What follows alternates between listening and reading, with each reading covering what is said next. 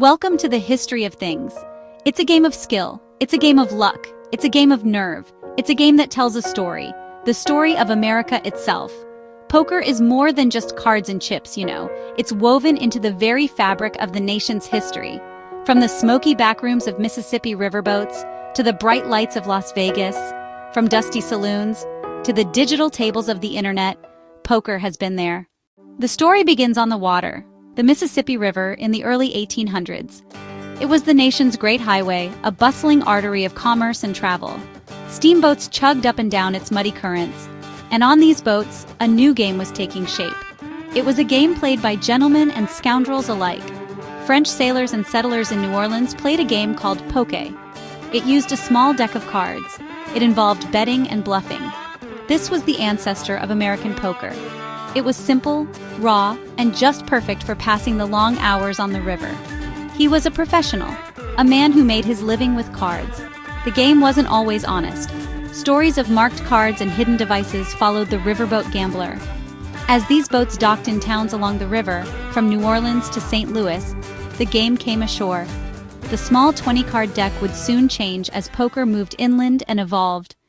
In 1848, a man named James Marshall saw something shining in a California river. It was gold. The news spread like wildfire. The California gold rush had begun. Hundreds of thousands flocked west. When they got to the mining camps, they brought their customs, their tools, and their games. A miner could take his small pouch of gold dust and try to multiply it at the card table. The game played in these camps was a new version, stud poker, with some cards dealt face up for everyone to see. You could see part of an opponent's hand, but you still had to guess their hidden cards. Was he bluffing or hiding a monster? Arguments were common. Fights broke out over suspected cheating. Fortunes were won and lost in a single night. A man who had struck it rich in the morning could be broke by midnight. The game mirrored the boom and bust nature of the gold rush itself. As people moved on searching for the next strike, they took stud poker with them, and the game became part of the West.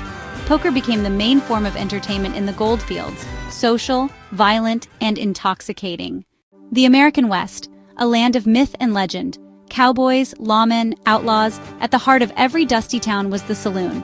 The poker table, stage for nightly dramas. 5-card draw was the game of choice. Each player got 5 cards. There was a round of betting and players could trade some cards for new ones. Wild Bill Hickok, lawman and gambler, was shot in 1876. His 2 black aces and 2 black eights became the dead man's hand. Doc Holliday, dentist, gambler, friend of Wyatt Earp, another figure tied to poker lore. At the table, rancher, cowboy, banker, outlaw, all judged by money and cards. The poker table was a training ground for survival. Risk and opportunity, fortunes changed with the turn of a single card. The Wild West and poker, forever linked in the American imagination. As the frontier closed, poker moved indoors. The story continued into the 20th century. The Wild West began to fade. The frontier was closing. America was changing. Poker didn't disappear.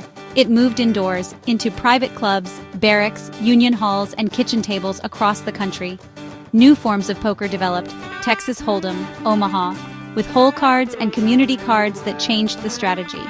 Soldiers played poker through the wars, a way to pass time and build camaraderie. When veterans returned home, they taught the game to family and friends. Poker became part of everyday life. In the middle of the Nevada desert, a city was born, Las Vegas. In 1931, Nevada legalized gambling. Casinos began to spring up, glamorous and exciting. At first, poker was a backroom game, small, smoky for dedicated gamblers. Casinos professionalized poker, dedicated rooms, dealers, rules, security. The game moved into the light. The Flamingo, the Sands, Showgirls, and the Rat Pack made Vegas the capital of cool, and poker part of that glamorous scene. In 1970, Benny Binion had an idea. He invited the best players to the Horseshoe and called it the World Series of Poker. The first year was informal. Players voted Johnny Moss the champion. The next year, Binion changed it to a freeze-out tournament, no-limit Texas Hold'em, winner takes all. It started small, but the event grew, creating legends and bringing poker to a national audience. Doyle Brunson, Amarillo Slim, Stu Unger, names that defined poker's golden age. Doyle Brunson won back-to-back. His final hand, now part of poker lore, the 10 deuce. Prize money and media attention grew. The bracelet became a symbol of immortality. Television coverage turned poker into a spectator sport. Final tables became must-see events. The WSOP set the stage for poker's biggest explosion. The game was ready for a new era. And then, in the early 2000s, the internet changed everything. The year was 2003. A new technology was changing the world: the internet. Chris Moneymaker, an accountant from Tennessee, won an $86 online satellite and a seat at the WSOP. He arrived in Las Vegas as an underdog, beat pros, and the world watched. He went all in on a bluff. Sam Farha folded the better hand. Moneymaker won $2.5 million, a Cinderella story that sparked the Moneymaker effect. Sign-ups exploded. Online poker grew by thousands of percent. Poker was on TV constantly. Celebrity poker and poker as entertainment made the game cool again. In 2011, the US government cracked down on major sites. Black Friday ended the boom years for online poker in America. But the game adapted. Online poker returned under regulation in many states, and mobile apps made play accessible again. Today, poker is played in grand casinos, quiet home games, and by millions online. It remains, as it has always been, America's game. Thank you for joining us on this journey through the history of things.